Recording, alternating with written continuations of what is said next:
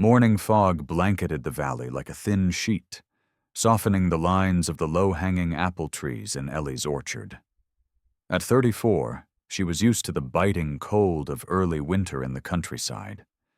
Every morning she was up before the sun, calloused hands gripping her pruning shears as she moved down the rows of bare apple trees. In between them were small beds of lavender, something her husband had once planted, "to brighten even your darkest day," he'd said.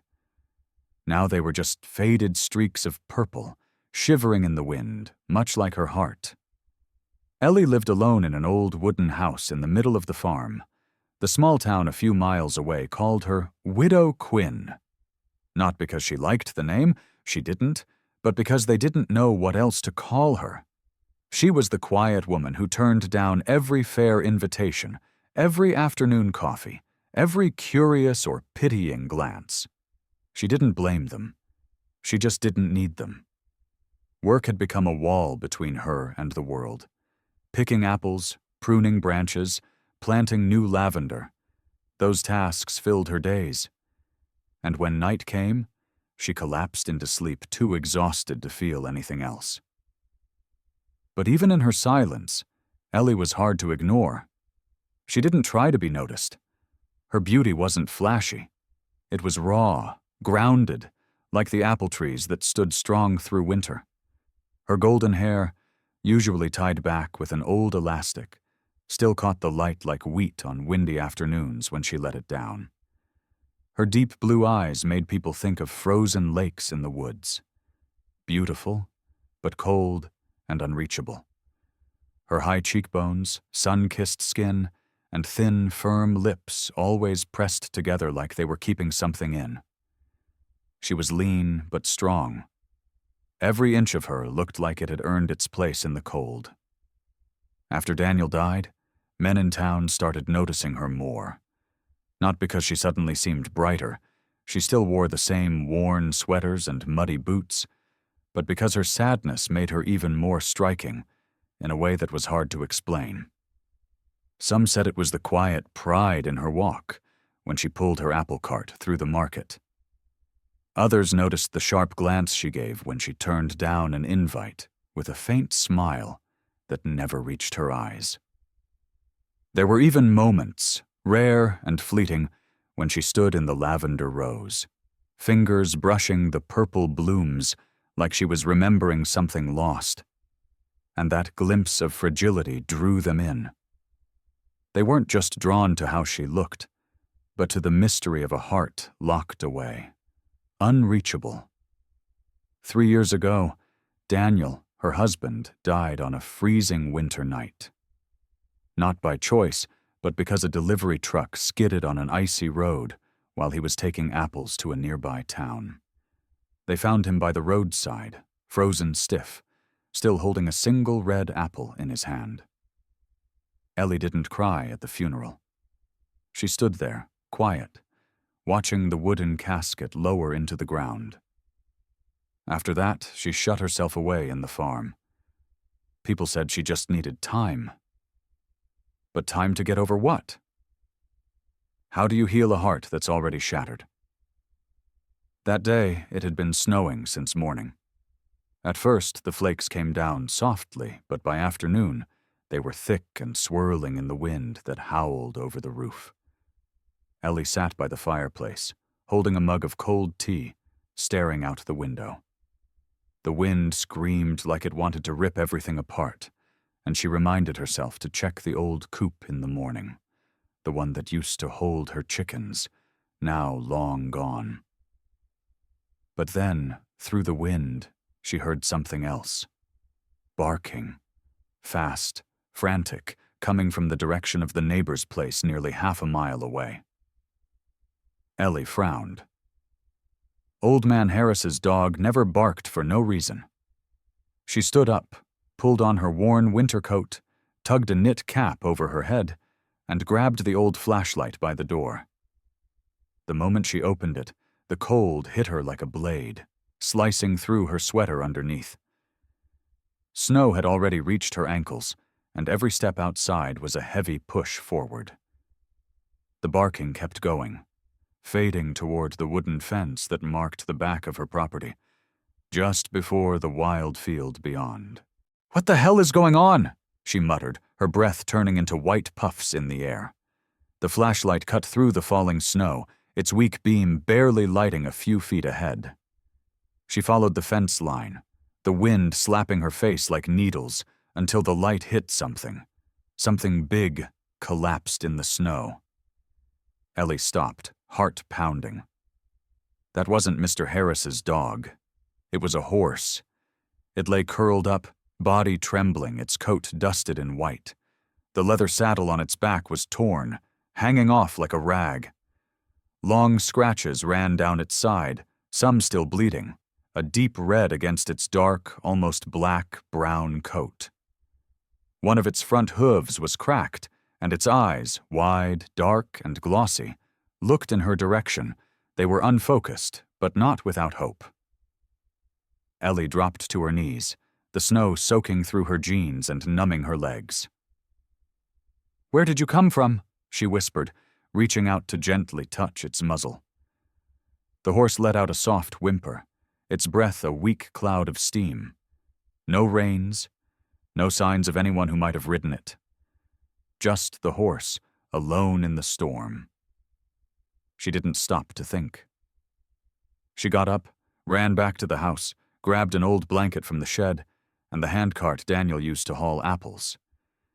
Back at the horse's side, she draped the blanket over its back, trying to give it some warmth. "Don't die on me," she said, her voice rough from the cold. Getting it to the barn was brutal. The horse was heavy, the snow thick, and the wind kept pushing her back. But Ellie gritted her teeth, digging deep, step by step, until the shadow of the old barn finally came into view. Inside, she flicked on the lights. A soft yellow glow fell on the horse's shaking body. Ellie grabbed more blankets, wiping off the caked snow, careful to avoid the bleeding wounds. She dug out an old jar of ointment from the toolbox, spreading it gently on the raw patches of skin, her hands trembling. Maybe from the cold, maybe from worry. The horse lay still, only making soft noises now and then, letting her tend to it without resistance. That night, Ellie didn't sleep. She sat beside the horse, a small fire crackling in the corner of the barn. The wind still howled outside, but in here, there was only the animal's shallow breathing and the quiet pop of burning wood. As dawn approached, she decided to check more closely. Running her hand along its neck, Ellie suddenly felt something small and hard beneath the skin. A tracking chip, the kind they used for racehorses or show horses. But when she brought the flashlight closer, she saw something strange. The chip had been damaged. The internal wires were snapped, like someone had smashed it on purpose. Ellie sat back, resting against the barn wall, watching the horse now asleep. It wasn't lost. It had been abandoned. Someone had tried to erase its identity and left it out there to die. She reached out and brushed its forehead, the cold of its coat settling into her fingertips. "So, you're like me," she whispered into the dark. "Just the two of us, in this storm." She stayed there, her back against the barn wall, as the first light of morning slipped through the wooden slats and fell gently across the horse's resting body. The little fire she'd kept alive all night was now just a few glowing embers. But the cold didn't care. It crept in past her thick coat, numbing her hands. Her final words, "So, you're like me," still hung in the air, merging with the sound of the wind outside. She stood up, her joints cracking after a sleepless night, and walked to the corner of the barn to grab a bundle of hay. The horse opened its eyes at the sound of her footsteps. Those big, dark eyes looked at her with something both sorrowful and proud. Ellie stopped, the hay tight in her grip, feeling like that gaze wasn't just looking at her, it was reaching somewhere deep inside, a place she'd kept locked away ever since Daniel died. "You need to eat something," she said softly, her voice rough, placing the hay near its muzzle. The horse let out a faint sound, its breathing steadier than the night before, though still weak. She watched as the dim sunlight caught the sheen of its coat, dark brown, almost black. A name suddenly came to her.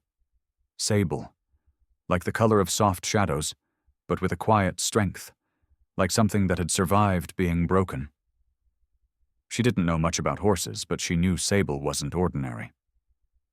Ellie decided to call the vet. She went back inside, her snow-covered boots leaving wet tracks across the wooden floor, and pulled her old phone from the kitchen drawer. She dialed Fred, the only person in town who knew more about animals than he did about gossip. By the time he arrived, the snow had stopped, and a clean white layer blanketed the farm. He stepped into the barn, his thick glasses slipping down his nose as he bent to look at Sable. "Well, Ellie, you've got yourself something special here," he said, kneeling down to check the hoof. "Look at this old scar. Classic markings. I'd bet anything this one used to be a show horse, but—" He paused, running a hand along its side, frowning. "She's been treated badly. You see these scars?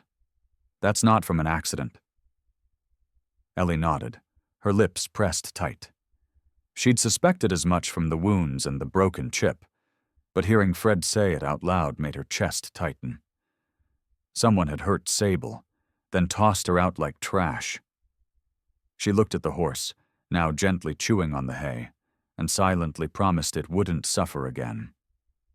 The next few hours passed quietly. Ellie brought clean water to the barn, rechecked Sable's wounds, and replaced the ointment on the torn patches of skin. She moved slowly and carefully, noticing how the horse flinched at sudden sounds. When she accidentally dropped a metal bucket, Sable jerked up, ears stiff, eyes wide with panic, as if bracing for a blow. Ellie froze, then gently lowered the bucket to the floor and whispered, "It's okay. I'm here." Sable slowly calmed, but its eyes stayed wary. Ellie understood then. Its fear wasn't just instinct. It was memory. A past filled with control and cruelty, maybe from those show-ring days. She learned to be patient. For the rest of the day, she sat by the stall, not forcing anything, just quietly brushing its coat with an old brush Daniel used to use. She talked to it, her voice low and steady, stories about the apple trees outside, the long winters, and the way lavender used to fill the air when Daniel was still alive. Slowly, Sable began to change. It didn't flinch anymore when she raised her hand.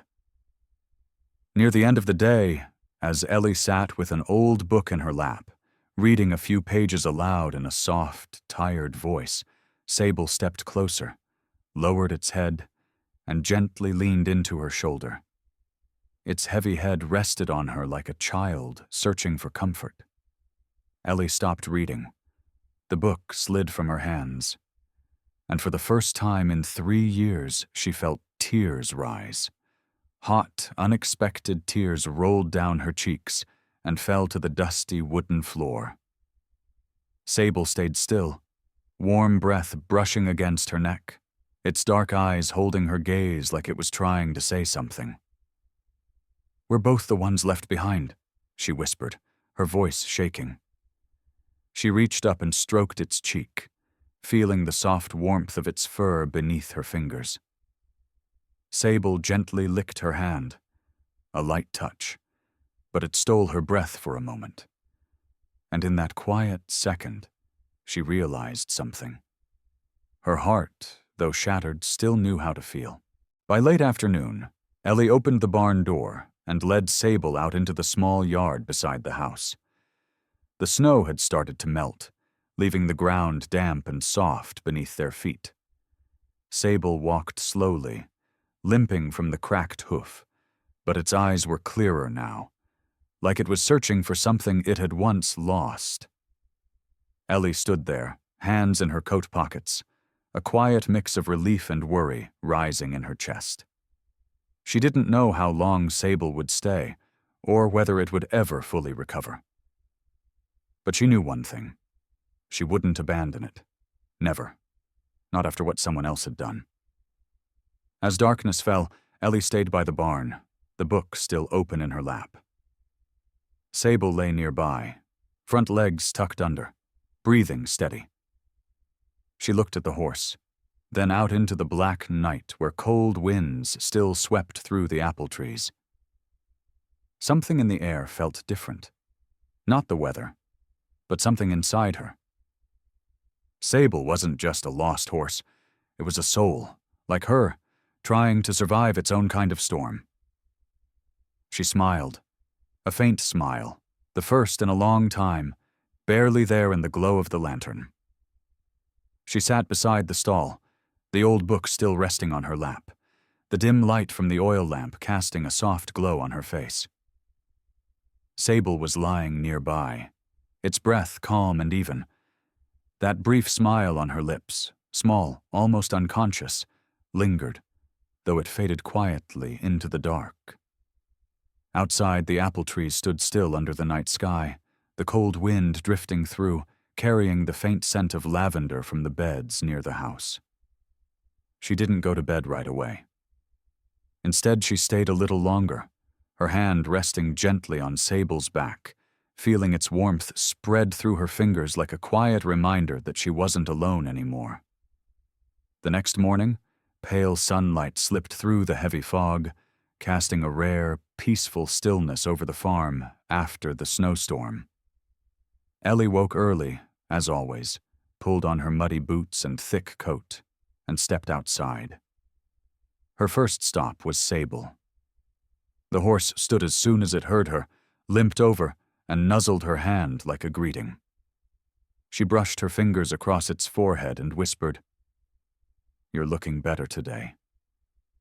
Sable let out a soft sound, and its dark eyes looked at her with a trust she hadn't seen before. She started her usual chores, trimming apple branches, picking up fallen fruit from the snow, checking the lavender beds. But something in the air felt different that day. When Ellie drove her old pickup down to the market to sell apples, she noticed more eyes on her than usual. A middle-aged man, Tom, the local mechanic, waved at her from across the lot. "Ellie, come have coffee with me this afternoon. It's freezing. You should be someplace warm." His voice was cheerful, but there was a flicker of something more in his eyes. She gave him a polite smile and shook her head. "Thanks, but I've got work to do at home." Tom nodded, not pushing, but she still heard him mutter to someone nearby as she walked away. She's always like that. Ellie didn't take it personally. She was used to those kinds of invitations, from the men in town, young and old, charming or clumsy. Ever since Daniel passed, they'd come around for all kinds of reasons, asking her to the fair, checking on the farm, offering to help with something or another. She'd turned them all down. Not because she disliked them, but because she wasn't ready to open a door she had closed 3 years ago. That afternoon, as she was packing apples into crates to bring home, a sleek black car pulled up at the gate of her farm. The man who stepped out was Jonathan Reed, the wealthiest businessman in the region, owner of the biggest grocery chain across 3 nearby towns. He was tall, with slicked back hair streaked with silver, wearing an expensive wool coat that didn't quite fit the rural setting. Ellie frowned, set down the crate, and wiped her hands on her jeans as he walked up. "Hi, Ellie," Jonathan said, his voice low and confident, a polite smile on his face, just enough to seem friendly. "I was passing through and thought I'd stop by." "Your farm still looks good, even with this brutal winter." "Thanks," Ellie replied evenly, not inviting him in. She stood there, hands in her coat pockets, waiting to see what he really wanted. Jonathan looked around, his eyes drifting over the apple rows before landing on the old barn where Sable was resting. "I heard you found a horse during the storm. That was kind of you, but—" He paused, turning to face her. Doing all this alone must be tough. I was thinking, if you're open to it, I could help fund a modern irrigation system for this place. Make things easier, boost your yield. Of course, he added, his voice smooth. I'm not just looking to invest in the farm. I'm hoping to find someone to share life with, too. His words were gentle, but Ellie caught the meaning behind them right away. She looked him straight in the eye, her blue gaze cool and unwavering. Thank you, Jonathan, but I can manage on my own. This farm belonged to me and Daniel. I don't need help, and I'm not looking to share anything. Jonathan's expression darkened for just a moment. Then he smiled again, polite as ever, and gave a small nod. I understand. If you change your mind, you know where to find me.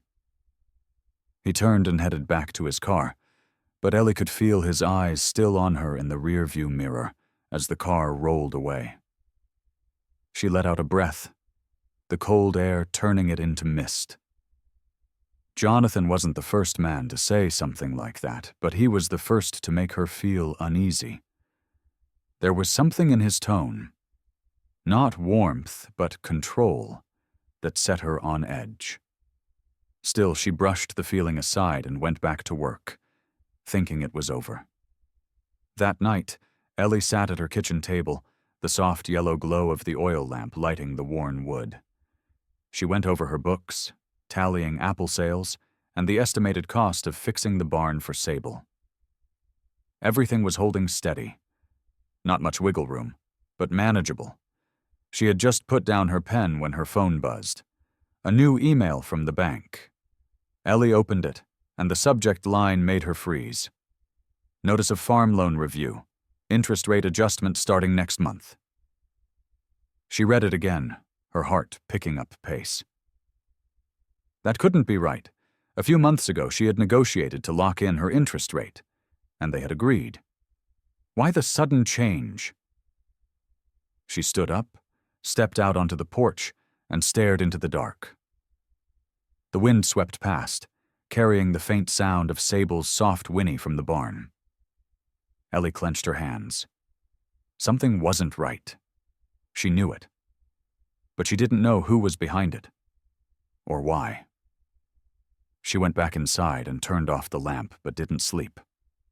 Lying in bed, eyes wide open in the dark, she kept thinking about Jonathan, his offer, and that strange email.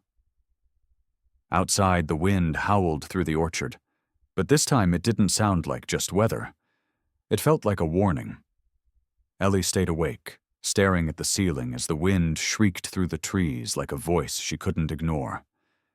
The email from the bank, its cold words about rising interest, flashed in her mind over and over, pushing sleep further out of reach. She gripped the edge of the blanket, a swirl of unease and suspicion rising in her chest. Jonathan's offer, his cold stare in the rearview mirror, his words dressed up like kindness. They kept circling in her thoughts. She couldn't prove anything, but she had a gut feeling. And that gut instinct was something she'd learned to trust out here on her own. Then, through the swirl of thoughts, came a faint sound from the barn. Sable's soft, tired whine. Ellie exhaled, sat up, and rubbed her hands over her face, trying to shake off the weight pressing down on her. She decided right then. She wasn't going to spiral into worry. Not tonight, not yet. At first light, Ellie was already at the barn. Pale sunlight pushed through the thick fog, casting a rare calm over the farm in the wake of the snowstorm. Sable stood there, its dark eyes lighting up at the sight of her. It limped toward her and nudged its muzzle into her hand like it always did. She ran her fingers gently along its forehead, the warmth of its coat calming her. "You can tell I'm a mess today, can't you?" she whispered, offering a faint smile. Sable let out a soft whinny, almost like a reply, and the way it tilted its head made her chuckle quietly. In that moment, the unease from the night before began to lift, like the fog slowly burning off in the morning sun. She led Sable out into the yard, where most of the snow had melted, leaving just a few patches clinging to the old apple trunks. Today, she didn't rush into chores. She just wanted to be with Sable. No reason, really. Just a quiet pull in her chest that said this was where she needed to be. They wandered through the orchard, their slow steps in sync with the breeze rustling through bare branches. Ellie walked ahead, twirling a small stick she'd picked up, while Sable followed behind, limping but steady. She stopped under one of the larger trees and looked up at the few red apples still clinging to the branches. The sunlight caught them just right, making them glow like tiny gems. She turned to Sable, her voice softening. Daniel used to stand right here and tell me that winter apples were the sweetest. I didn't believe him, but he'd make me try anyway. One time he peeled one with his hands and stuffed it right into my mouth. I nearly choked. She paused, her eyes misting at the memory. Sable tilted its head, ears twitching slightly like it was listening. Ellie laughed, a real laugh, the first time she'd ever told someone that story, even if it was just a horse. That afternoon, they climbed the hill behind the farm. Sunset painted the valley gold, casting long shadows through the bare apple branches. Ellie sat down on a cold, flat rock, her breath turning to mist in the chilly air. Sable stood nearby, nibbling at the last dry blades of grass sticking out from the damp soil. She watched it for a while, then looked out across the land, feeling something settle in her chest. Sable wasn't just a horse she'd rescued from a snowstorm. It understood her in a way no one else in town. No Tom with his friendly invites, no Jonathan with his too-perfect smile. Not even the people she used to trust ever really had. When she was sad, it rested its head on her shoulder, its warm breath like a silent hug. When she was quiet, it stood by, asking for nothing. There was a night she sat in the barn, head in her hands, trying to stay calm, while her chest tightened with worry over the loan, and Sable gently tapped the wooden stall with its hoof. A soft thunk that seemed to say, "I'm here." She looked up, met its gaze, and for the first time in 3 years, she didn't feel like she had to be strong for anyone. Ellie started noticing how much Sable had changed. It no longer flinched at loud noises, like the day she'd dropped a metal bucket and it didn't shrink back like it once would have. It just flicked an ear and looked at her calmly.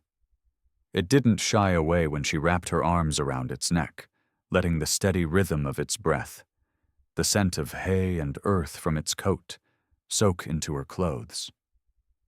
One evening, she sat in the barn with the oil lamp casting a soft yellow glow over the old wood. Sable lay nearby, eyes half closed. Ellie pulled an old journal from her coat pocket and began to write slowly, the pen scratching softly across the paper. I'm no longer the only one surviving the storm. Sable is too. He's not just a horse. He's my friend. She paused, looked up at Sable. It opened its eyes slightly, sensing her gaze, then closed them again, peacefully. She closed the journal, set it gently on the floor, and felt something deep inside, something long broken, begin to mend piece by piece in these quiet, shared moments. In the days that followed, they kept the same rhythm. Morning walks through the orchard, and Ellie shared more about Daniel. She told stories about when they first planted the lavender, how he'd burst out laughing when she spilled a bucket of water and soaked them both, or how on the day he left forever, he'd had a red apple clutched in his hand, something she'd found later in his coat pocket after the funeral. Sable didn't reply, of course, but he listened. His ears twitched whenever she paused. One day she sat beneath an old apple tree, turning a red apple slowly in her hand, peeling it the way Daniel used to. Want to try? She asked. He was right, it really is sweet. She held it out, and Sable sniffed it, then took a small bite, juice dripping from his muzzle. Ellie laughed out loud, the sound echoing across the valley, rich and free. It was a sound she hadn't made in years, a sound she never thought would come from her again. But even in those quiet, peaceful moments, the unease from the bank's email still lingered in the back of Ellie's mind. She hadn't called to ask about it, hadn't looked into the details, because part of her wanted to hold on to the calm that Sable had brought into her life. One evening, as they stood on the hill behind the farm, the sunset blazing red across the valley, Ellie looked at Sable and said, "I don't know what's happening, but I'm not letting them take this place. Not from me, and not from you." Sable nudged her shoulder gently, its warm breath brushing through her hair like a quiet yes. Ellie clenched her fists. The determination in her chest was quiet, but solid. That night, she lay in bed with her journal open beside her. She added a single line. "Sable isn't just surviving with me. He's helping me live again." She closed the book, turned out the light, and, for the first time in days, she fell asleep without dreaming of darkness or loss. Outside, the wind whispered through the orchard, carrying with it the faint scent of lavender from the beds Daniel once planted. In the barn, Sable lay still, breathing steadily, like a silent promise that the two of them would face whatever storm came next. Ellie woke to the dim light of early morning. The wind from the night before had quieted to soft gusts rustling the trees. She stayed in bed for a moment, letting the peace of a dreamless sleep linger, like the warmth left by that final journal entry. "He's helping me live again." But then, the memory of the bank email surfaced, washing away that calm. She sat up, pulled on her old boots, and stepped outside with a heavy feeling that today wouldn't be like the others. Sable lifted his head as she approached the barn. She opened the gate, ran her hand gently across his forehead, and felt the steady warmth of his breath against her palm. "I need you more than ever this morning," she whispered, leading him out into the yard. They walked through the orchard as usual, but Ellie's mind was far away. She looked at the trees, planted with Daniel, cared for through seasons of joy and grief, and saw only the rising tide of fear in her chest. This farm was everything she had left. It was where she and Daniel had poured their love, their sweat, their lives, into each lavender bed, each apple harvested in the dead of winter. The thought of losing it made her chest tighten. As they headed back to the house, a small delivery truck pulled up at the gate, the town's mailman. He waved and handed her a white envelope, the bank's logo embossed in the corner. Ellie took it, her hands trembling despite her effort to stay calm. She tore it open right there, the cold wind fluttering the paper in her grip. The words were short and sharp as a knife. "Notice of loan default. Preferential agreement canceled due to unreliable financial review. Full balance required within 21 days or property will be seized." She read it again. Each word landed like a hammer to the chest. The amount owed, nearly $50,000, was impossible. Not in 3 weeks, not with crates of apples sold at the market. The special contract she had signed with the bank 2 years ago, meant to ease pressure after Daniel's death, had been revoked with no real explanation.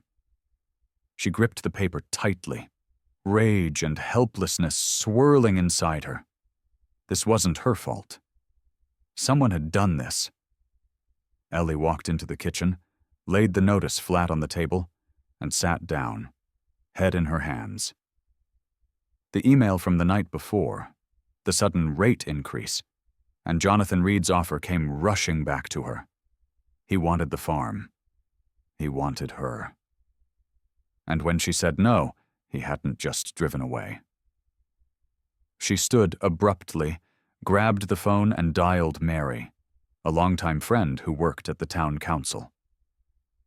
Mary's voice picked up, surprised. "Ellie? Wow, it's been a while. Mary, I need your help," Ellie said bluntly, her voice urgent. "The bank just sent me a foreclosure notice. I think someone's behind it. Can you find out anything?" There was a pause on the other end, then a quiet sigh. "I'll ask around," Mary said. "But, Ellie, be careful with Jonathan Reed. I overheard him yesterday at the cafe, talking to the bank manager. I couldn't hear the whole thing, but he mentioned your farm. It felt off." Ellie hung up, her heart pounding. Jonathan. His name spread through her mind like spilled ink. He had money, power, and now she was almost sure he had pushed the bank to turn on her, to trap her. She looked out the window and saw Sable standing under the apple tree, those deep black eyes looking toward her, like it could sense something wasn't right. She walked to the barn, still holding the now crumpled notice, and knelt beside Sable. "I'm not giving up," she whispered, stroking his neck. His coat was soft under her hand, his breath steady and warm, like something solid to hold on to in a storm. "Not again." She thought of Daniel's death, that sudden accident, the grief she couldn't stop, and the helplessness she'd carried for years. But this was different. Now she had Sable. She had the farm. She had something worth fighting for. She stood up and looked around. The apple trees, the lavender beds, the old wooden house. And something inside her burned like fire. Back in the kitchen, she pulled out her records, calculating every possible option. She could sell her stored apples, but it wouldn't be enough. She could ask friends. But who in town had that kind of money? She tapped her fingers on the table, mind spinning, desperate for an answer. Then she remembered something Daniel once said, back when they first bought the farm. "If things ever get hard, sell the apples, sell the land if you have to, but don't sell your soul." A sad smile touched her lips. Her hand found the journal on the table. She opened it, rereading the last line. "Sable is helping me live again." And in that moment, she knew. She wasn't going to sell her soul, not to Jonathan, not to the bank, not to anyone. She went out to the barn again. Sable looked up, ears flicking as she approached. She wrapped her arms around his neck, holding tight, feeling the strength still inside him, even after all he'd been through. "We'll find a way," she said, voice firm. "I promise." Sable leaned into her shoulder, his warm breath brushing her hair, and in that quiet embrace, Ellie felt the smallest spark of hope. Fragile, but enough to keep going. That night, she sat at the kitchen table, the oil lamp casting a golden glow across the creased notice. She wrote in her journal, "They want this farm, but they don't know how far I'll go to protect it. For Daniel, for Sable, for me." She closed the book, looked out into the darkness. The wind moved through the trees, carrying the faintest trace of lavender from the faded flower beds. And for the first time all day, she wasn't afraid. She had 3 weeks. She would find a way. She wouldn't let Jonathan win. Ellie sat in the kitchen as night settled deep around the house. The oil lamp flickered low, casting soft shadows across the wrinkled foreclosure notice. 3 weeks. 21 days was all she had to save the farm, to protect the land she and Daniel had built together, the place where she'd found herself again through Sable. She closed the journal, stood, and stepped out onto the porch. Cold air rushed past, carrying the faint scent of lavender from the beds now wilted by winter. She looked toward the barn, where Sable was resting, and whispered to herself, "We'll do this." But inside, she still didn't know how. The next morning, Ellie drove into town with a few crates of apples to sell at the market. Every dollar counted now, even just enough to buy her a little more time. As she set up her stall, chatter from a nearby group caught her attention. They were talking about the town's annual horse race, happening in 2 weeks. She didn't think much of it until Helen, a vendor from the next stall over, walked up holding a flyer. "Ellie, have you heard?" she said, waving the paper. "First prize this year is $50,000. Enough to do something big, huh?"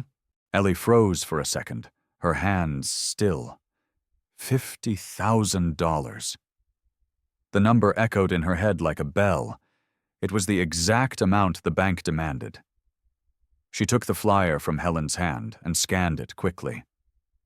Annual horse race, December 15th. Grand prize, $50,000. 2 weeks away, just enough time before the 21-day deadline. But then, in her mind, she pictured Sable, limping, his hoof still cracked, his body marked by scars from another life.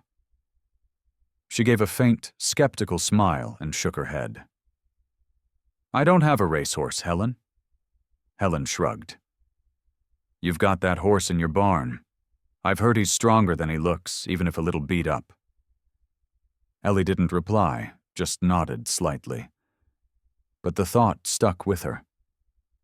On the drive home, she went slower than usual, the flyer resting on the passenger seat beside her like a quiet dare. When she got back to the farm, she walked into the barn and found Sable standing still, bathed in the soft sunlight slipping through the wooden slats.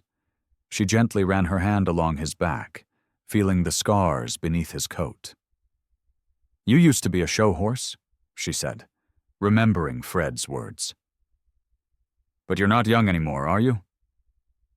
Sable let out a low whinny and nudged her hand, and Ellie felt her heart tighten. She wanted to try. The idea of $50,000 was too big to ignore, but she was scared. Sable wasn't what he used to be, and if he got hurt trying to race, she'd never forgive herself. She sat down beside him, head in her hands, caught between hope and fear. The next day, Ellie made up her mind. She couldn't just sit back and wait for the bank to take the farm. She drove into town, found the race organizers, and signed up. Her hand trembled slightly as she wrote Sable on the entry form. The man taking the registration, Bill, looked at her, eyebrows raised. "That old horse you pulled out of the snowstorm? You're really going to put him up against trained racers?" he asked, chuckling. There were a few snickers from people nearby. Ellie pressed her lips together and nodded. "I'm going to try." Bill shrugged and scribbled her name down, but the look in his eyes made it clear. He didn't believe she had a chance. Back at the farm, Ellie started working with Sable. Every morning she led him out into the yard, not pushing, just encouraging him to move, little by little. At first he was slow, his limp obvious, stumbling now and then. Ellie had to stop more than once, kneeling to rub his leg, worry flickering in her eyes. But she didn't give up. She'd stand a distance away, clapping softly. "Come on, Sable. You can do this." He'd lift his head, ears twitching, and slowly step forward. Each day he went a little farther, a little faster. He wasn't a racehorse, not anymore, but something strong still lived inside him. Ellie watched, heart split between pride and fear, knowing she was betting everything on a horse the world had already given up on. One morning, while they were running past the orchard, Sable tripped hard, falling to the ground with a thud, his front leg folding under him. Ellie rushed to him, her hands shaking as she checked his old cracked hoof. "I'm so sorry," she whispered, tears burning behind her eyes. Sable lay still, breathing heavily, but then he slowly stood back up, nudging his head into her shoulder as if to say, "Don't worry." Ellie wrapped her arms around his neck, feeling the heat of his breath, and her resolve grew even stronger. She couldn't stop now. Over the next few days, she trained more carefully, No more pushing for speed, only focus, only movement. She stood at the edge of the field, calling softly, and Sable came. No stumbles, just steady steps. She began to feel it in him, that quiet strength not born from speed, but from endurance, the kind only years of hardship could teach. One afternoon, as golden light spilled over the hill, Ellie led Sable up the slope. She stopped to rest halfway, but before she could say anything, Sable trotted forward, on his own, up to the top. He paused there, turned to look back at her, his black eyes shining. "I'm ready," they seemed to say. Ellie stood at the bottom, chest rising with pride. She climbed up after him, wrapped her arms around his neck, and pressed her cheek to his coat. "You did it," she said, her voice breaking with emotion. "We're going to do this." She no longer thought about his age or the laughter from town. All she saw was a brave, resilient soul, just like her, ready to fight for one last chance. The night before the race, Ellie sat in the barn, an old bridle in her hands, one she'd found tucked away in the back of the storage shed. She looked at Sable, now standing steady, his cracked hoof carefully wrapped. In her journal, she wrote, "Tomorrow is everything. Not for the money, but for us, me and Sable. We deserve to live." She closed the book, turned off the lantern, and lay down beside the stall, listening to the quiet rhythm of Sable's breath. Outside, the wind moved through the apple trees, carrying with it the faint scent of lavender, like a blessing from Daniel. Ellie lay on the barn floor, listening in the dark, the oil lamp long since gone out. The old bridle rested in her hand, soft and worn, like a relic from Sable's past. She didn't sleep much that night. Not from fear, but from the weight of anticipation. It felt like tomorrow was a doorway they'd walk through together, no matter what waited on the other side. The wind outside rustled gently through the orchard, lavender in the air, and she closed her eyes and whispered to herself, "As long as we give it our all, it's enough." Race morning was bitterly cold, but the sun broke through the fog, casting a soft light over the valley. Ellie rose early, bundled in her thickest coat, and led Sable out into the yard. She brushed his coat carefully, each stroke steady and full of care. His deep brown coat had grown shinier with the weeks of care. Sable stood still, his dark eyes meeting hers, calm, steady, ready. She fastened the bridle, checked the bandage on his hoof, and stroked his forehead gently. "This is our day," she said, voice steady. Sable let out a soft snort and nudged her shoulder, as if to say, "I know." When they arrived at the race grounds on the edge of town, the place was buzzing. Laughter, shouts, the clatter of hooves, it all mixed with the smell of hay and cold earth. Ellie led Sable through the entrance, feeling eyes settle on her. Most curious, some mocking. Bill, the organizer, spotted her and smirked. "Still going through with it, Ellie? That horse looks like he's ready for retirement." Laughter bubbled from a small group nearby. Ellie didn't respond. She tightened her grip on the reins and kept walking, guiding Sable toward the starting line. She glanced around and spotted him, Jonathan Reed, standing with arms crossed, wearing that same faint smirk. Next to him stood a stunning black horse, tall and muscular, ridden by a professional jockey.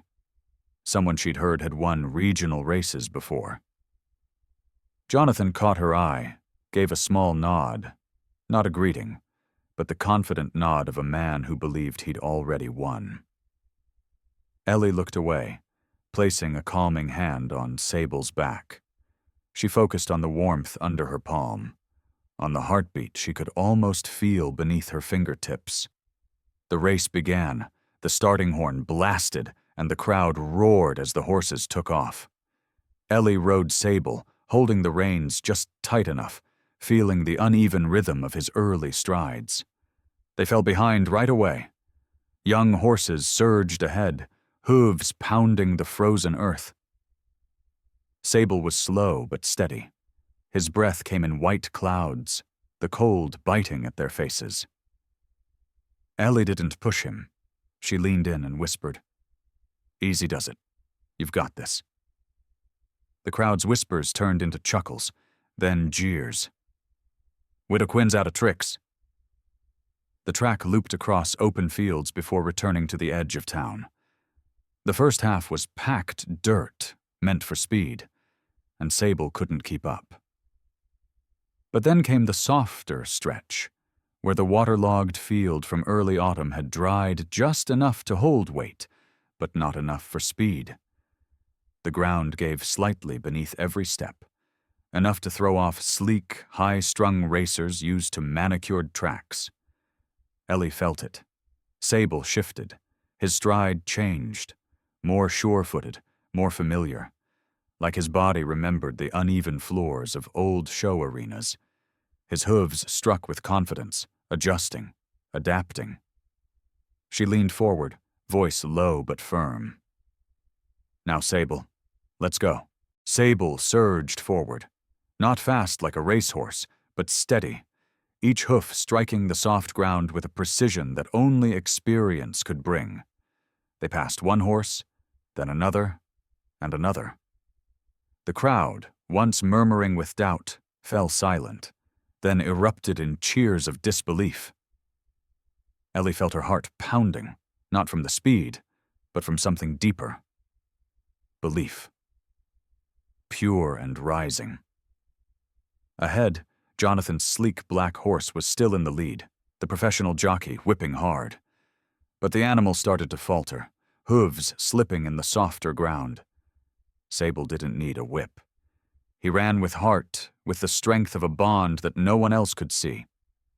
The finish line appeared. Ellie tightened the reins, shouting, "Go, Sable!" Sable pushed harder, digging deep. And in the final stretch, they passed the black horse, just yards before the line. They crossed first, Sable's hooves thundering against the ground like a declaration in the stunned silence. Then the crowd exploded. Cheers and applause erupted. People stood, speechless. Ellie jumped down from the saddle and wrapped her arms around Sable's neck, tears streaming down her face. "You did it," she whispered, feeling his breath, heavy but strong. Jonathan stormed over, his face flushed red, the smirk long gone. "You can't win with a wild, broken-down horse," he barked, pointing a finger at Sable. "He's not qualified." But the crowd had stopped listening to him. Whispered boos and sharp glances now turned toward him instead. Jonathan hesitated, scowled, and walked away, leaving behind his defeated horse and the bowed head of his jockey. Then a voice rang out. An elderly man, white-haired, stepped forward from the crowd. "I know that horse," he said, his voice trembling. "He used to be in my traveling horse show 10 years ago. They beat him, pushed him until he collapsed. When he couldn't perform anymore, they left him in the rain to die. I thought he was gone." He stepped closer, his eyes wet. "This win, it's a miracle." Ellie stood still, one hand still resting on Sable. She listened to every word the man said, her chest tight with emotion. She looked at Sable, his black eyes now shining, and something inside her stirred. Sable hadn't just won a race. He had come back to life, just like her. She stroked his back and whispered, "Thank you." The crowd gathered around, applauding, cheering, but Ellie barely noticed. All she could see was Sable, herself, and the future they had dared to believe in. That night, Ellie sat in the barn, the $50,000 prize confirmation slip in her hand. She wrote in her journal, "We didn't win because we were the fastest. We won because we never gave up. Sable is living proof of that." She closed the book, looking at Sable lying nearby, breathing steadily. The wind whispered through the orchard again, lavender in the air. But this time, it didn't feel like a memory of sorrow. It felt like a quiet promise of everything they had survived. Ellie folded the journal, set the prize letter on the table, and stepped out onto the porch, looking up at a sky full of stars. For the first time in 3 years, she felt at peace. Not just because she'd saved the farm, but because she'd found herself again. The next morning, Ellie drove to the bank with the check in hand. The manager, Mr. Carter, greeted her with a nervous smile. Nothing like the stern tone from the letter. "We apologize for the confusion, Miss Quinn," he said, voice shrinking under her cold gaze. "The preferential terms will be reinstated. The loan is considered fully repaid." Ellie nodded, saying nothing more. She signed the paperwork and walked out. She knew this confusion wasn't random. Jonathan Reed had vanished from the town council after his humiliating loss. Word spread fast about what he'd done. And now he was gone from the region, tucked tail and all. The farm changed after that. People from town started stopping by, not to flirt or offer pity, but to learn. They asked Ellie how she kept her apples through the harsh winters, how she'd trained a forgotten horse into a champion. She never expanded the farm, kept it just the size she and Daniel had once managed, just enough to live, without getting lost in ambition. One afternoon, Helen from the market brought over a basket of homemade bread, smiling wide. "You made this whole town proud, Ellie." Ellie took it with a small smile. For the first time, the attention didn't feel like a burden. Sable changed too. The limp faded with time, his cracked hoof slowly healing under Ellie and Fred's care. Morning still began with walks through the orchard, but now Sable didn't need to be led. He walked on his own, eyes bright, a spirit rekindled. One day, a group of kids came from town, asking if they could pet him. Ellie watched from a few steps away, hands in her coat pockets, as Sable stood calmly, letting the children giggle and stroke his mane without fear. She smiled, remembering the day he flinched at the sound of a falling bucket, and realized how far they'd both come. Affection from town still came. A young man named Jack, the local carpenter, stopped by one day, offering to fix up Sable's stall. He asked if she'd join him for coffee sometime. Ellie looked at him. Tall, kind eyes, a warm smile, and politely declined. "Thanks, Jack. I'm okay," she said gently. He nodded, not pushing, and left with a friendly wave. She no longer shut people out, but she didn't need anyone to feel complete. Sable, the farm, and Daniel's memory were enough. One late winter afternoon, Ellie rode Sable through the orchard. The sunset spread gold across the valley, catching the last red apples clinging to the branches like small, glowing lanterns. She stopped under the big tree, Daniel's tree, and slid down from the saddle. Sable stood beside her, breath misting into the cold air.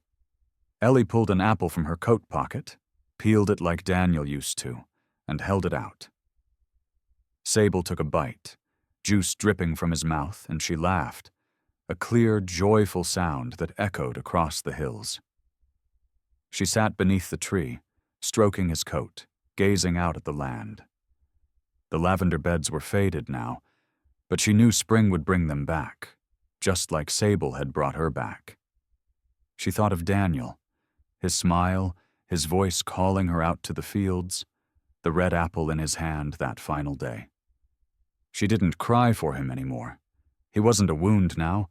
He was part of her, part of the orchard, the home, the days she'd survived and claimed as her own. Ellie stood, mounted Sable again, and they moved slowly through the trees. The wind brushed past them, carrying the scent of damp earth and dried lavender.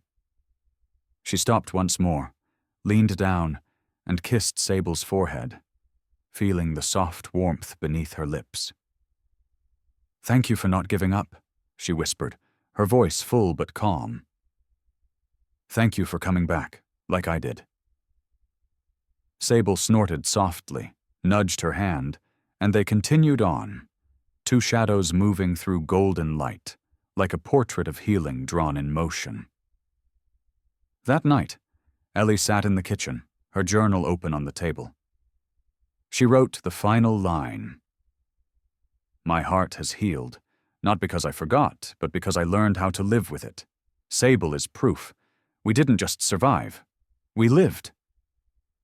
She closed the book, turned off the light, and stepped out onto the porch one last time. The wind stirred through the orchard, and from the barn came Sable's quiet whinny. Ellie smiled. She was no longer the widow Quinn. She was Ellie, the woman who had found her way back to the light after the storm.